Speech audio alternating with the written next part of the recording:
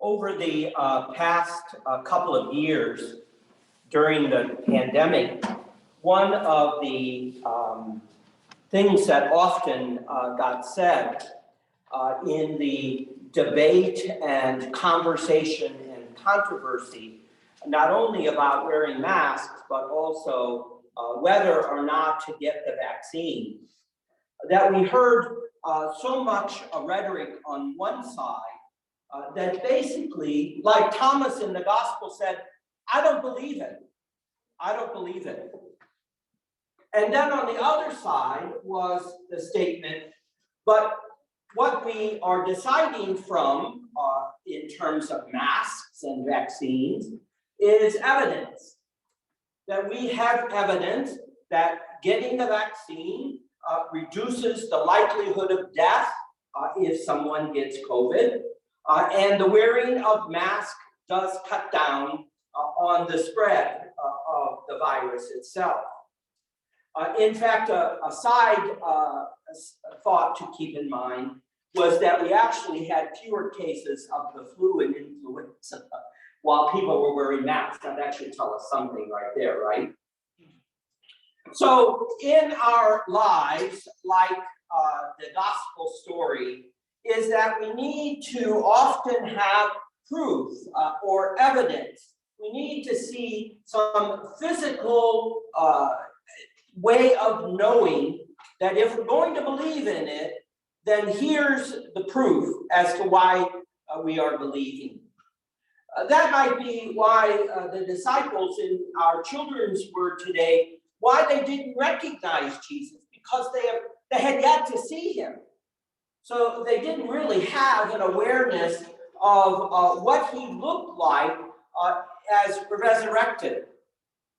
And so they couldn't see him. He walked with them, he talked with them, so to them he was just another traveler on the road, if you will. But notice in that story, it's when he comes to the meal, as he often did with them, and he takes the bread and he blesses it and he breaks it, the text suggests that their eyes were open and then they could see him.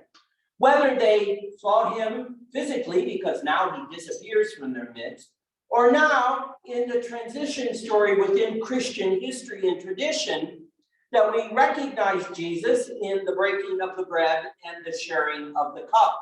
We don't have physical presence of Jesus, but we do have physical presence of Jesus. So in this story, one of the things that Jesus says is, have you believed because you've seen me? Blessed are those who have not seen and yet have come to believe. This seems to be the crux, if you will, of Christianity and Christian faith. Faith, if you consider a strict definition, is belief in things that cannot be proven or seen. We take it on faith. Isn't that sometimes the saying that we use in varieties of places, in varieties of ways? Well, take it on faith, meaning I am asked to believe in something I don't have evidence for or proof for, and so I'm going to believe in it even without that. That's difficult, and the pandemic over the past couple of years shows just how difficult it is. How many people still do not believe that vaccines are effective and still do not believe that masks, how quickly we gave them up, right? And still don't believe that they prevented anything. And of course, there's a whole lot more in the world that is based on the same thing. So it's interesting in this story, and that's where I'd like to begin, is twice in the story, the greeting of Jesus is, peace be with you. It's interesting that this story, if you follow John's gospel, we have the first day of the week, the women go to the tomb and find the tomb empty. The next story in John that we don't hear is the story where Mary of Magdala is really confused and distraught over the loss of Jesus and encounters someone she thinks is the gardener, and he begins this conversation with her. And in that conversation, he calls her by name, and immediately she recognizes him as Jesus, as the risen one. He then tells her, and interestingly, this is the key story in understanding how women are the first of the apostles to be sent, to go back, Jesus tells her, and tell the others what you have seen. In Christian tradition, I'm not sure why I'm telling this, but in Christian tradition, Mary of Magdala is called the apostle to the apostles, which seems to suggest that this woman is the first, not Peter, is the first of the apostles. Well, there's 3 more hours of telling that story what happens in that. But Jesus' greeting, peace be with you. This is not technically an Earth Day sermon. Friday was Earth Day, but I think it fits because it gives a vision to us, not just in a secular world where we're concerned about the environment and climate change. I mean, how many stories over the past several weeks are telling us why are we living in the desert? It's become totally unsustainable for us in terms of access to water and what the effects of climate change is having on everything, right? That birds are migrating differently. They're growing grapes and vines in northern Scotland because it's turned warmer in Scotland to grow wine, and it's become unsustainable in southern Europe, where wine always grew, to grow the vines.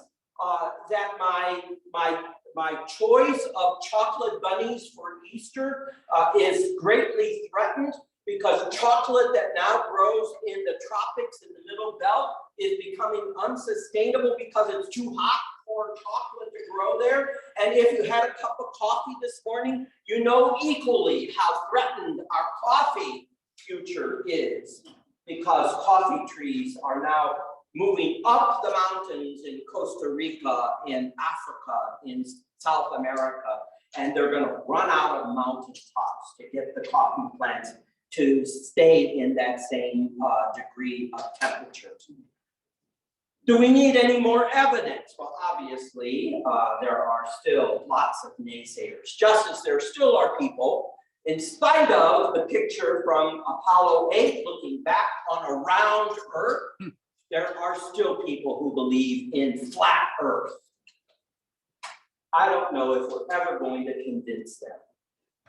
So, to this point of the greeting of Jesus, peace, I've included on the PowerPoint the phrase because I think this is the way for Christians to approach the whole environmental question and issue for us that is biblically founded and therefore has much stronger appeal to our faith, not just to our emotions and not just to our political sentiments, whatever they may be, one side or the other of this question. The phrase living towards a vision, a biblical vision of shalom, actually comes from my mentor friend.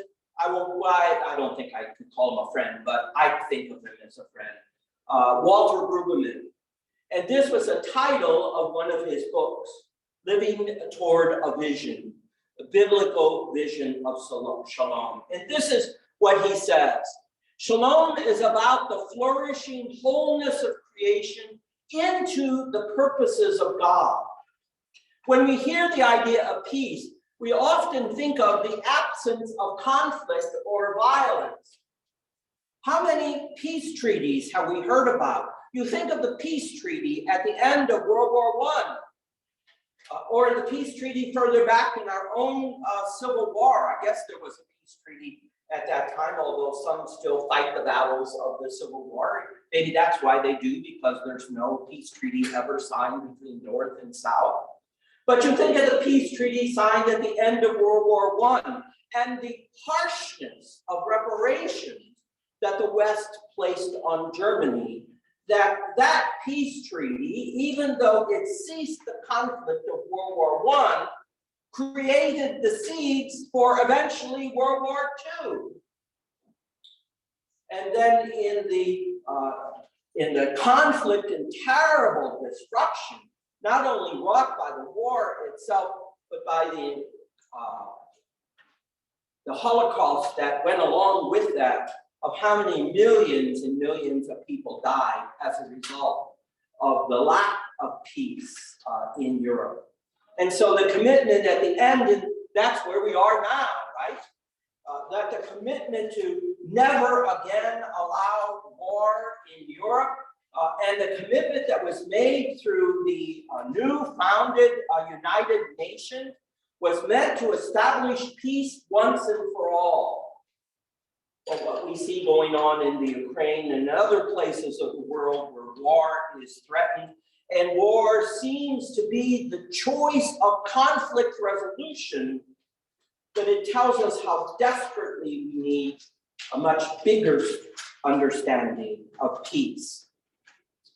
So again, excuse me, peace, shalom, is about the flourishing wholeness of creation into the purposes of God. So there is an energy, a direction that is happening with peace, that it's a process, that there is a progress towards something. It means peace and justice, a peaceable life together among the nations and tribes and religious traditions, and economic justice so that everyone has enough resources to live a life of safety and dignity. That's quite a bit bigger definition of peace, isn't it? That it's not just the absence of conflict or violence, but a true commitment to creating a world in which all have access to what is needed. I thought of this phrase, if you're familiar with it, I hope you are. It's the great prayer of St. Francis of Assisi. And the great prayer of Francis of Assisi gives us an idea about how peace can come about, what our commitment to peace needs to be. He says in this prayer, "Make me an instrument of your peace." And now listen to each of these, and it gives a hint as to how peace can be established. Where there is hatred, let me sow love. Where there is injury, pardon. Where there is doubt, faith. Where there is despair, hope. Where there is darkness, light. Where there is sadness, joy. And the prayer goes on.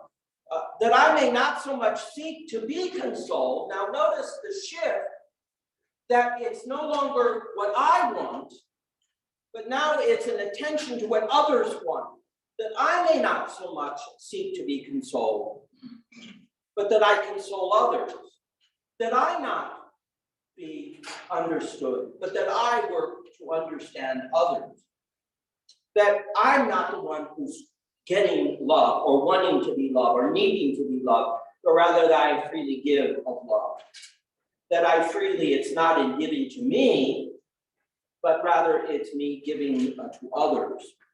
It's not in you forgiving me, but rather it's in me forgiving you. We'll say that in the Lord's Prayer coming up. Forgive us our sins, and how the Greek actually says it. Forgive us our sins, even as we are forgiving the sins of others.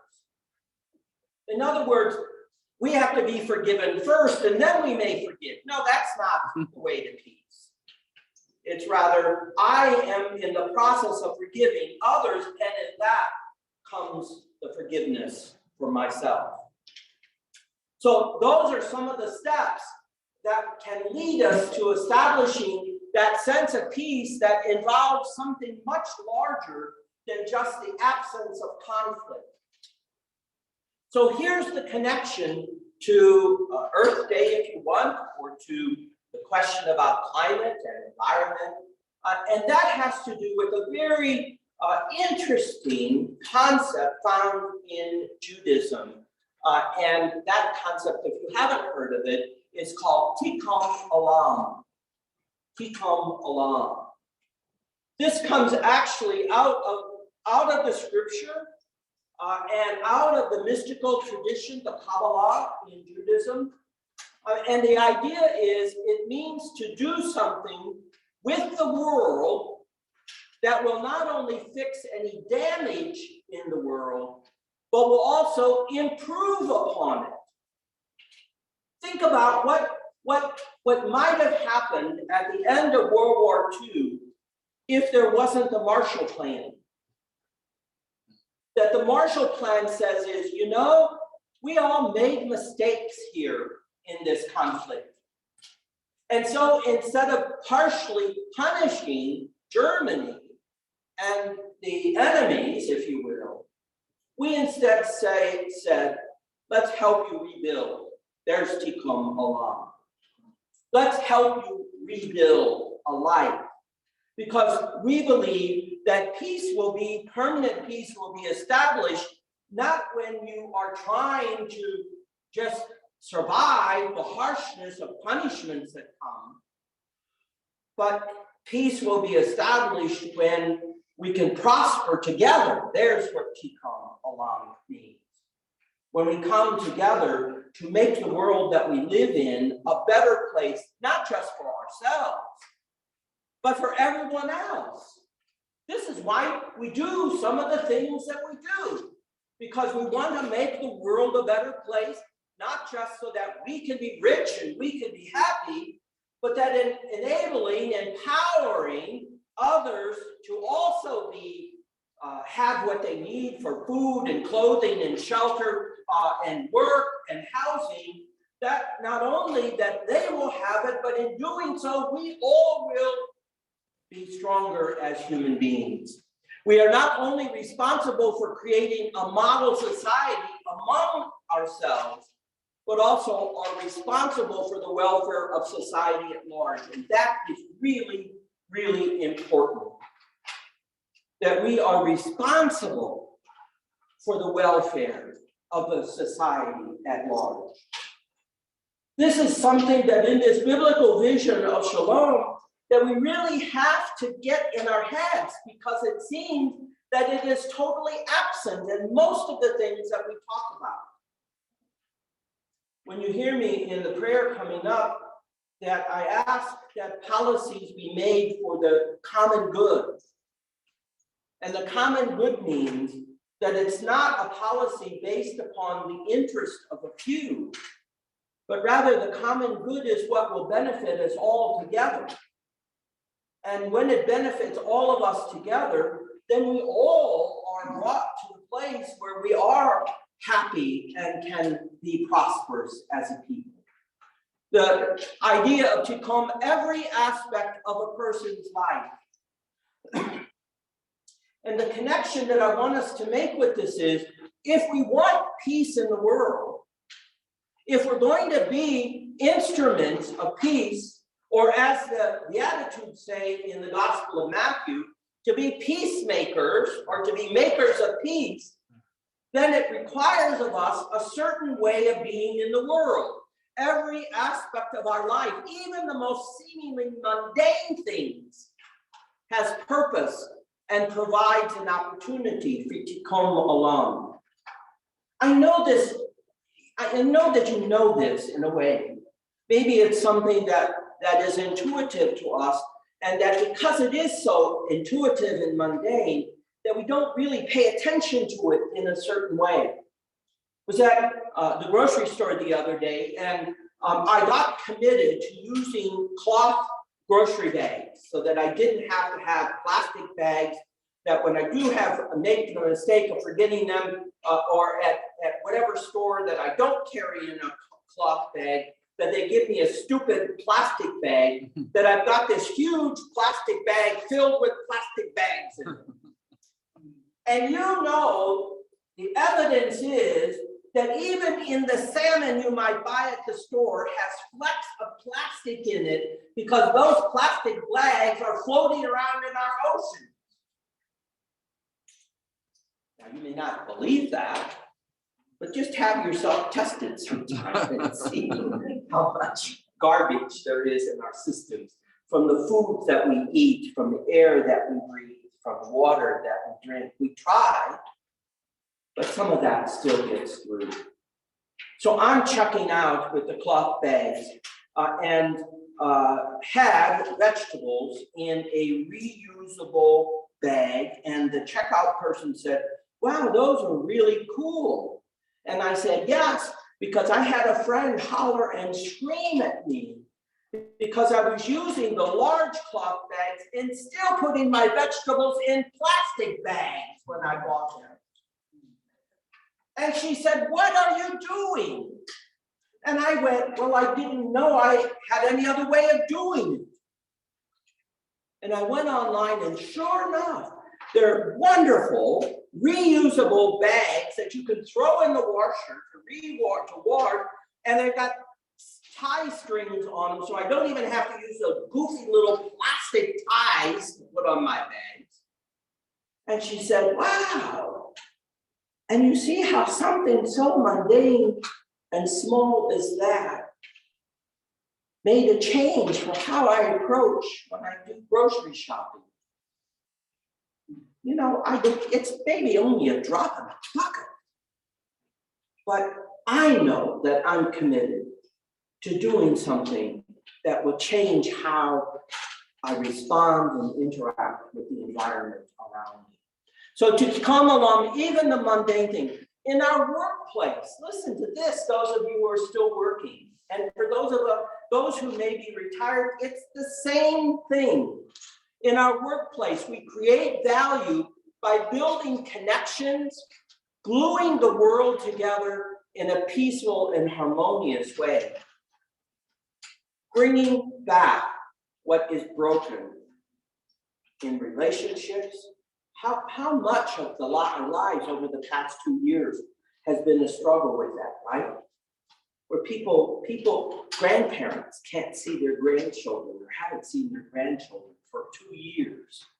And those of you on Zoom today, I mean, that's fine, but you know, right?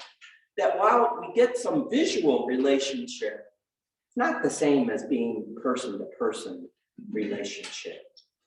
And so this is a part of it, of bringing back together what is been separated and divided and broken. That's what Tikkun olam is.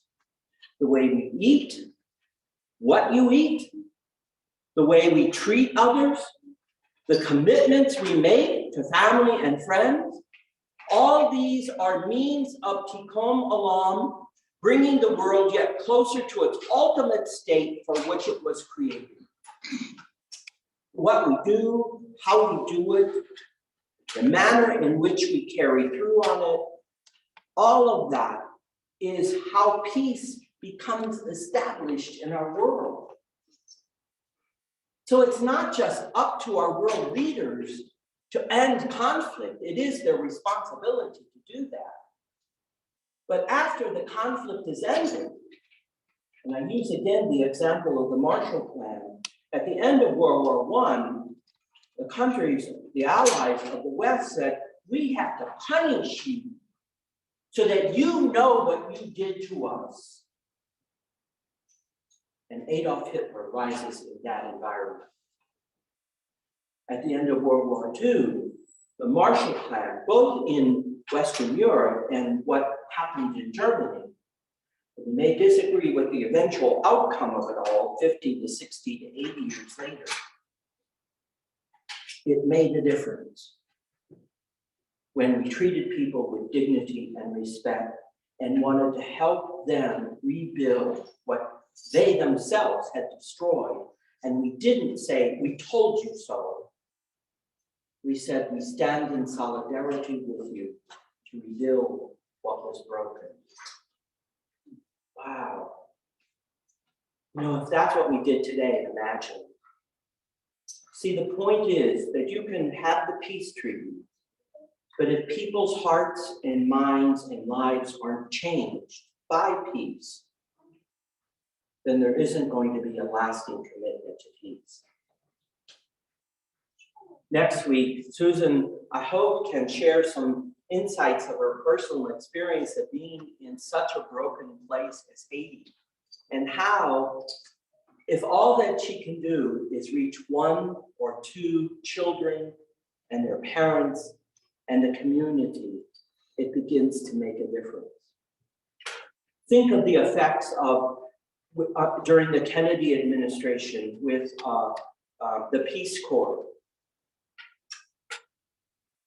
A friend, their son, joined the Peace Corps, went to Africa, and with all of the negative press about people from the United States, his job was to dig by hand a fish pond in the village where he was settled, so that the people could raise fish to increase the amount of protein in their own diet so they would live healthier, but would have enough fish to sell in the marketplace to be able to buy other things that would improve their life. Something as simple as building a fish pond made a difference in those people's lives. That's what Tikkun olam. That's what peace is. So finally, when Jesus says to the disciples, notice they're in a room locked in fear, he says, I'm sending you out. And he breathes on them the Spirit. And think back to the beginning of Genesis, where the story opens up that in the beginning, when God creating the heavens and the earth, and it was a formless void and chaos, the deep abyss of chaos, and God breathes the Spirit, and things become to life and come back to wholeness. Jesus is commissioning each of us to be instruments, not just of peace in terms of the absence of conflict, but to be instruments of Tikkun olam, where we heal, mend together, bring back to wholeness the world and the earth and creation.